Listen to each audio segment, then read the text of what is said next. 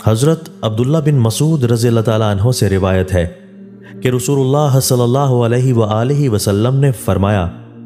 قیامت کے دن مجھ سے قریب ترین اور مجھ پر زیادہ حق رکھنے والا میرا وہ امتی ہوگا جو مجھ پر زیادہ صلاۃ بھیجنے والا ہوگا۔ تشریح: مطلب یہ ہے کہ ایمان اور ایمان والی زندگی کی بنیادی شرط کے ساتھ میرا جو امتی مجھ پر زیادہ سے زیادہ صلاۃ و سلام بھیجے گا اس کو قیامت میں میرا خصوصی قرب اور خاص تعلق حاصل ہوگا۔ اللہ تعالیٰ یہ دولت و سعادت حاصل کرنے کی توفیق دے۔ حضرت ابو ذر رضی اللہ تعالیٰ عنہ بیان کرتے ہیں، رسول اللہ صلی اللہ علیہ وآلہ وسلم نے فرمایا، تم میں سے ہر ایک پر اس کے تمام جوڑوں کا صدقہ کرنا ضروری ہے۔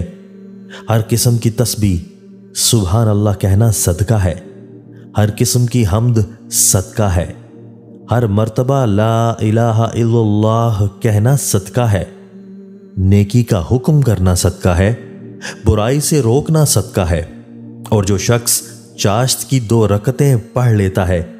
تو وہ اس کے لیے کافی ہو جاتی ہیں۔ حضرت ابو ہریرہ رضی اللہ تعالیٰ عنہ سے روایت ہے کہ رسول اللہ صلی اللہ علیہ وآلہ وسلم نے فرمایا، جو لوگ کہیں بیٹھے اور انہوں نے اس نشست میں نہ اللہ کو یاد کیا اور نہ اپنے نبی صلی اللہ علیہ وآلہ وسلم پر درود بھیجا، یعنی ان کی وہ مجلس اور نشست ذکر اللہ اور صلاۃ النبی صلی اللہ علیہ وآلہ وسلم سے خالی رہی، تو قیامت میں یہ ان کے لیے حسرت و خسران کا باعث ہوگی، پھر چاہے اللہ ان کو عذاب دے یا چاہے معاف فرما دے اور بخش دے۔ رسول اللہ صلی اللہ علیہ وآلہ وسلم نے فرمایا، جو شخص